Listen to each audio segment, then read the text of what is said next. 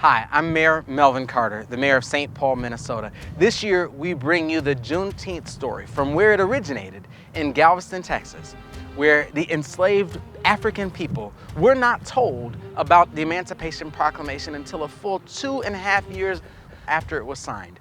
We thank you for the descendants of those enslaved people and to the mayor of Galveston for allowing us to visit you and to share this story from your beautiful island in Galveston, Texas, all the way here to Minnesota.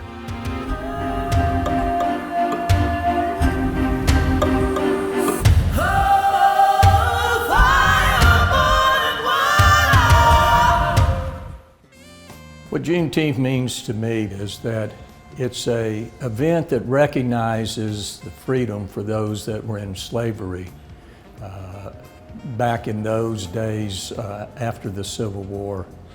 But more than that, what Juneteenth stands for, in my mind, is it stands for freedom, not only for African Americans, but for everyone in the world.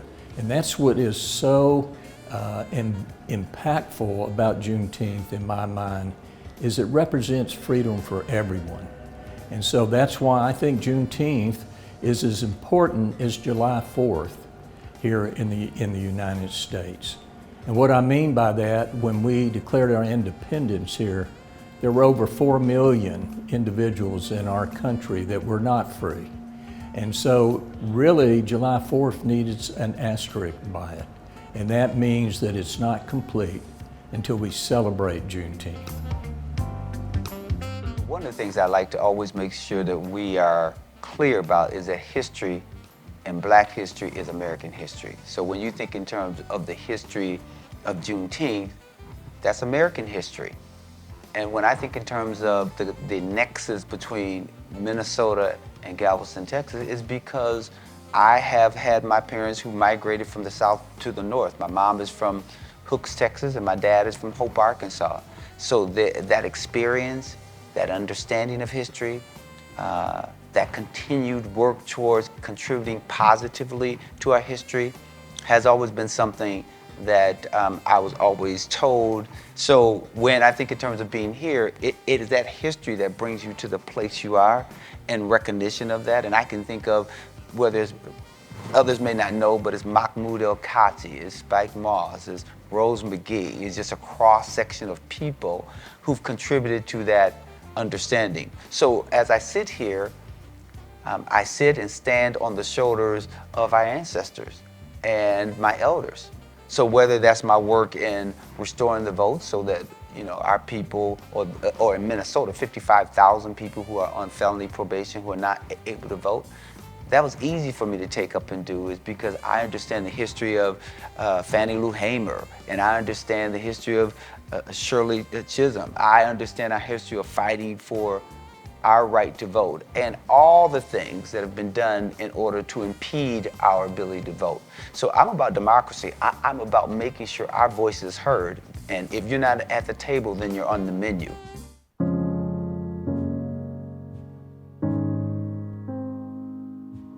Step inside, come inside. This church was established in 1848 by the Methodist Church for their slaves to have a place of worship.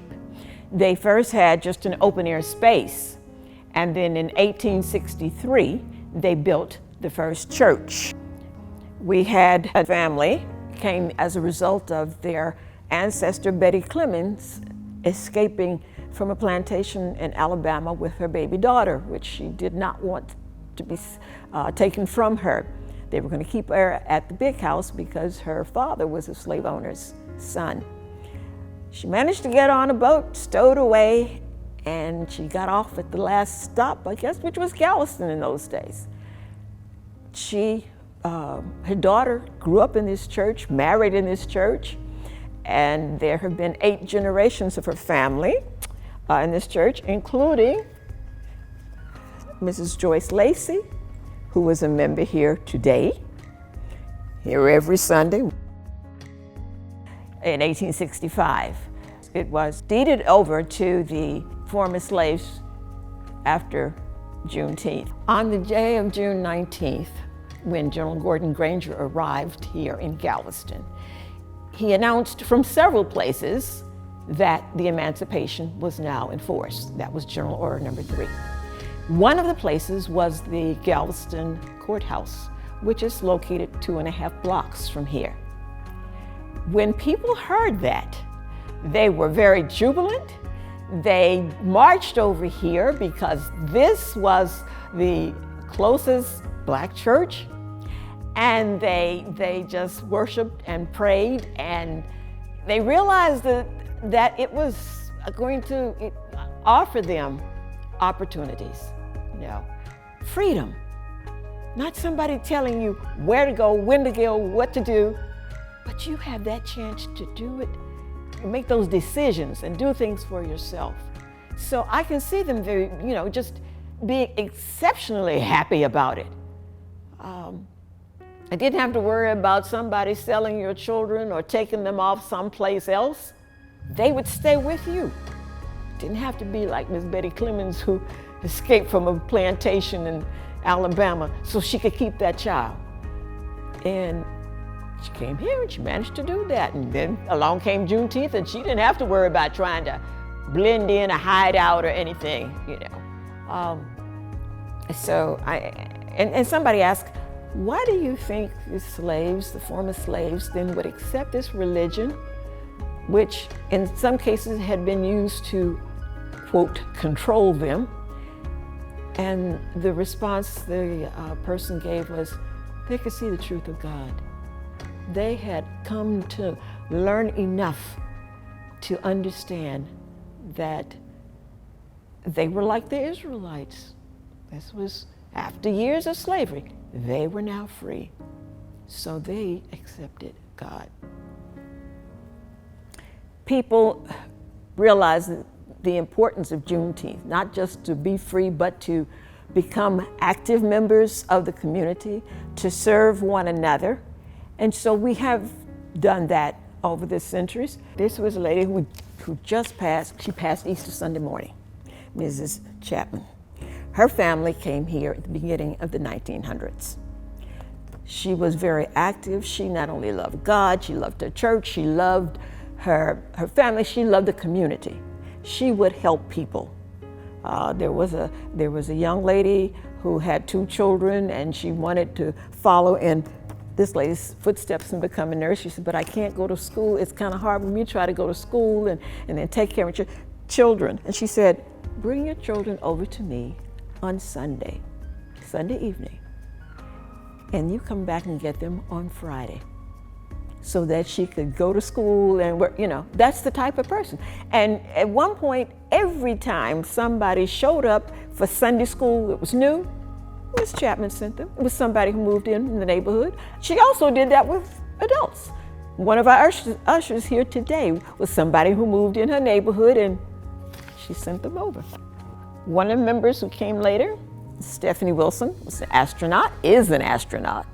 She's been up 3 times, and she operates that robotic arm. Mr. Gibson, he used to say to his students, I will study and prepare myself for one day my opportunity will come. My name is Leon Phillips. I'm a BOI. BOI means born on the island. What else you want to know? Juneteenth is a celebration of African American freedom in the United States. I grew up in Houston, Texas, and Juneteenth was a holiday that we as a people in Houston celebrated. So I grew up in an environment of my grandfather, who was a minister and very active, but came up out of slavery and a period of being, having to learn and appreciate who he was. So Juneteenth, we thought, was our celebration. It wasn't well known or celebrated in other places, but it meant in our family our community, among our people, it was a special day. It was a day that represented freedom and the art of freedom among us as a people. So it always had a special meaning, and I must admit, I was very surprised when it became known in other places other than Texas, where it began. And here we are today. Who would have thought that I'd be in Galveston? And what I did was, there are two in here, and this one does have from Minnesota. That's the Minnesota state shape to Galveston, Juneteenth. So that's how the pie looks. So there's that one. And if you want to eat a second one, there's a second one. This is the traditional way it looks with the hearts on top. So you see all of our pies with the heart on top. So it's sweet potato. So please, it may not be the best one you've had in life, but it comes from the heart. I just want to share this with you, and you're welcome to keep one. When we went to Ferguson and my daughter couldn't go, she wrote this poem. And it says, from the community of Golden Valley, Minnesota, to wherever you reside, may this sweet potato pie soothe and warm your insides. Take time to laugh, cry, and remember those you love, but never forget your strength that comes from above. From family to community, and community to your heart, unity and peace is where comfort and joy start. So today, be blessed. Remember to eat, pray, and love as you partake in making a difference, for there is much to be proud of.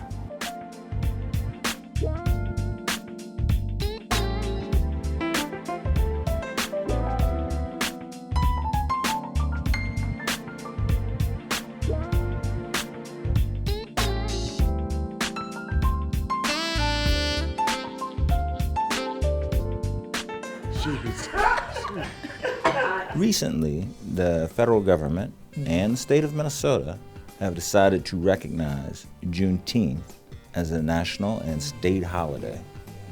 I am curious, a person such as yourself that has traveled in many different places, this idea of taking time out to celebrate the indomitable spirit of Black people and this idea of liberation. Why is this so important for us to celebrate Juneteenth and liberation? First, we got to thank the people of Galveston, Texas, who initiated this, and and spread to Houston and other parts of the city. But they've been doing this since General Granger came to Texas to tell the Black people 2 years after the Emancipation Proclamation that they were free. And the genius though we are, we just made up a word. Black people live in Juneteenth. It's never been in, that's what Black people do. Like it's like a jazz musician. They just say, Juneteenth, what the heck is that? Why I know a little bit and not much before I came to Minnesota, because I was raised in reading Black newspapers, thanks to my grandmother. But I didn't know what Juneteenth really was. I had never been celebrated. I was born in Georgia, lived in Florida. I, finished school in Florida. I never heard of it, except in the newspaper. It's like, what is that? When I arrived in Minnesota is when it took off. It's the civil rights movement that brought everything to the fore. I could call it, it's basically a human rights movement. It's not, civil rights is not the basic question. It's human rights, human-centric question. And it's coming, more and more Black people are understanding themselves as all struggles of oppressed people simply for the right to be who they are, and that's human. The way I understand it, that's what took place actually on June 17th here on Galveston Island. When Union soldiers arrived here, somewhere in the area of Pier 23, the longshoremen immediately got the message, and it wasn't until 2 days later that it was announced on the balcony that all people was free. But for those 2 days, people celebrated, knowing that freedom has finally arrived. So it's simply, Juneteenth is freedom. Time gets us all. I'm 66 years old now. I was in my 30s when I was doing Juneteenth parades. How much more can I go? So time goes on. And if you don't share the information or create other resources, it dies. One of the solutions that we believe in is helping ourselves. Until we get together and be among ourselves, especially the generation that's coming up now, if we can help those children, we'll be much better as the days come. Yes, we would always get our rosters before school starts. I hear some of the teachers say, I have her in my class, she won't be there long. You know, take the time to understand them. So, you know, I would get the class busy. When I saw that some of them weren't feeling too well, I'd take them to the side and said, you want to talk about something? Now, sometimes they didn't agree with me, but I said, you know, I'm not telling you what to do, but I always tell them, oh, you have a bright future ahead. You can do the work. You just need to take the time and think. I had was at Sears and Roebuck, you know, trying to pay my bill, and this guy walked up and he's, hi, Miss Peter, and I didn't teach him, but I knew him. But my sons were, 4 and 7, and they were standing there with me. And he told them, listen to your mother, because if you don't, you're going to go to jail just like I did. I just got out. I said, oh my goodness, but he was telling the truth. But some of it you can't help. We have kids that their parents are not involved in their lives. They're being raised by grandmothers and great-grandmothers. And you know, they'll tell you, all I can do is feed them. I don't have the energy to do it. So to me, it starts at home. That's where we need to start, because by the time parents realize that the kid is getting in trouble, he's 10, 11, 12 years old. A lot of my age group, I know for sure, I just so happen to grow up with a dad who cared about the community, but a lot of people my age didn't. So what I'm noticing is people my age won't listen to, no disrespect to people y'all. What they'll cling on to is like, it's like my brother was saying, they reach for stuff that's tangible. Oh, he got this. Oh, he looks like this. I can look. Let me see. How can I look like that? You know. So that's part of the program that I'm working with, to where like making stuff seem cool to do. Being a part of Juneteenth, making it fun and making it cool to be a part of it. Making people my age or younger, like, man, you make that look good. How can I be a part of that? Because just telling them history, just speaking on the history that I've just learned today from Mr. Griffin and Mr. Lee, like I didn't know a lot of those things, but a lot of people my age don't have not sitting at this table. the will to just sit down and want to learn about stuff like that. And listen, if we listen to the young folks, truly listen. That's right. And not ignore because we've been there, done that, then I think we will get a better, I think they will want to hang with us more instead of us always, because my daughter used to tell my husband, you talk too much. I don't want to listen. She's a teenager. They don't want to hear you always talking at them. So now they can talk. They talk. I mean, she talked to him more than she does me. But if we have to listen, when they tell us what they want, we listen. We have, no, you don't want that. You don't need that. So I feel like if we listen more and not brush them off just because we've been there, done that. I think you'll get a lot more from a young person than us always telling, what is it that you want to do? Let's see if it'll work. I was so surprised last week, went on a learning journey. It's called Commit Dallas.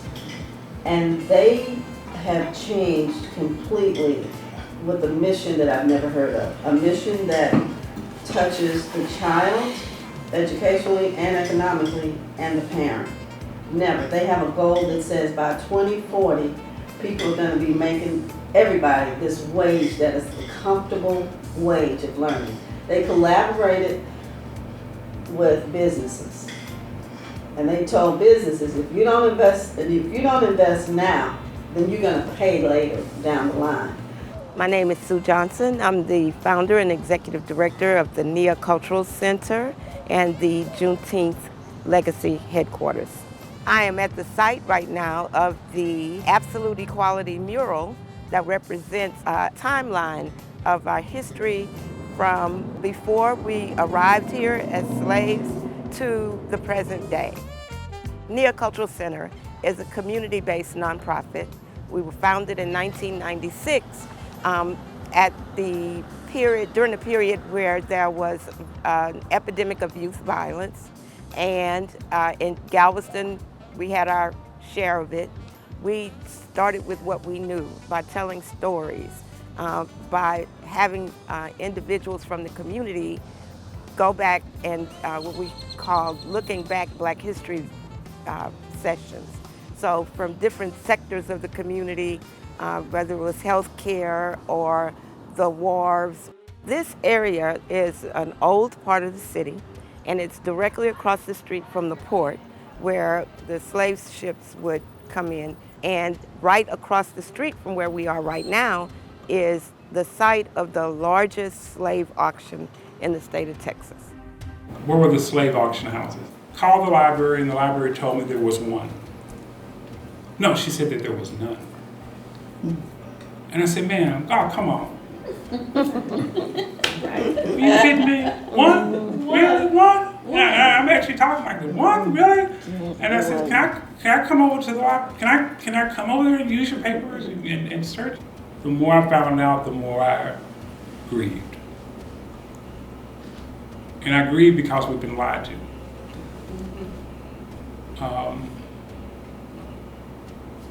Galveston was the largest slave trading port west of the Mississippi. The largest? The largest slave port outside of New Orleans, west of the Mississippi. From 1840 to 1860, we shipped 84,000 slave ships. I found slave auction houses all over the stream, 20, 30. Wow. They made millions and millions of dollars. I didn't stop there. I said, well, I was just curious, what did we do after this? Right. In 1920, Black longshoremen and white longshoremen struck in this city for pennies. They wanted raises for the hard work they were doing. City council supported them, the mayor supported them, the police department supported them. The state of Texas shut this town down and they invoked martial law. It's also the years of terror where they went into Tulsa, burned Tulsa. They went into Lane, Arkansas, and they killed 357 black men because these black farmers were saying, what y'all doing is cheating us. Right. They got guns and went down and shot people. Now some of those black men had guns and they shot 90 people. And they for years called it the Lane Massacre. They called it the Lane Riot, but it was and now they're calling it the Lane Massacre. Tulsa, Longview, Houston, all these different cities. There were at least 10 or 20 cities around the country where they were racial, where they were killing black folks because black folks started standing up for themselves. All of a sudden they realized we weren't the numbers they thought we were. All the myths and all the lies about how ignorant we were the equivalent of animals were being disproven, and black folks were getting out, and they were showing that we're not, and that was very threatening. And the FBI agent comes down and he writes in his report that this is the most insolent and impudent group of people, he's talking about us, they've ever seen. They think they're equal to us. And he writes, I feel this is dangerous. We have to have this debate. We have to talk about this. We cannot keep hiding this. We can't keep, making it so. Our children need to know this. Yeah. And I needed to know it. And I consider, I read history, but it is the most interesting thing in the world when you peel open an old newspaper and you just start reading around about what was going on and people's concerns and how they were writing about us as animals openly in the newspaper, and cherishing killing us. Yeah. Do you think that history will repeat itself, that as we continue to grow and prosper, other ways to tear us down, which we know it by the George Floyds and the Philando Castiles, but it's when you think about how horrific Tulsa, Oklahoma, all these massacres, could that happen today? History always repeats itself. Are we prepared? History always repeats itself. But are we prepared? Are we in our communities? Have we learned from those great lessons of the past? We will never learn it until we start telling the truth. As a kid, we just had that big celebration every summer in Minneapolis, Juneteenth, and there was a point in time where it was just fun in the park. But then you get older and you recognize what the history of Juneteenth really means and the extent to which just creating a law that says people are free doesn't make them free unless they know it. Oh. And that impacts every day of my work as a policymaker in this city. No, I really appreciate that comment there. We're at an interesting point in time in our nation's history. Yeah. There are some individuals, some elected officials, not you, but some elected officials across the country are taking efforts to ban books and limit how we talk about history, in particular, history about slavery. That's right. And history that impacts the triumphs of African Americans. That's right. Why is it so important for us to have this conversation at this point in time? You know this well. There's a concept in West African culture called Sankofa. And it's a bird that's moving forward, but it's looking back over its shoulder. And it represents this concept that if you don't know where you've been, there's no way to know where you're going. And so this move to ban history, to literally outlaw history, because I don't like what it's going to tell you about what I've done or what my ancestors have done or what this country has done, gets in the way, not just for African Americans, but for our whole country to move forward in the type of direction that we want to move forward to. We have to talk about the fact that this country that was founded as this beacon of liberty and justice also embraced slavery at that exact same time. And if we're going to continue forward on this democratic experiment, we have to understand the stains on the garment of our democracy in order to build a stronger future moving forward. Oh, I love that. I really appreciate this time you spent with me, Mr. Mayor. I appreciate you. The asset-based kind of approach. That's right. Not zero-sum, all together. I really appreciate your vision. Thank you so much. Thank you for doing that. I want to thank the mayor of Galveston and the folks of Galveston who've kept our rich history alive and have kept hope alive, right? And I want to thank my colleagues here in the state of Minnesota who also understood the importance of recognizing Juneteenth as a state holiday. But I also want to thank all those family members and community members who believed in the importance of Juneteenth even before the state recognized it. When I was growing up over at the Way, they were recognizing Juneteenth way back then. That's how long ago I knew that, right? Or whether you're at Pillsbury United, wherever. It is the fact that no one else had to tell us how important Juneteenth was. We were telling the rest of the world how important it was, and that we were not going to stop pushing, talking about it, educating our young people and older people too about it, and that we will not stop now. We will persevere forward. So thank you all, and thank you for the great work that you are doing.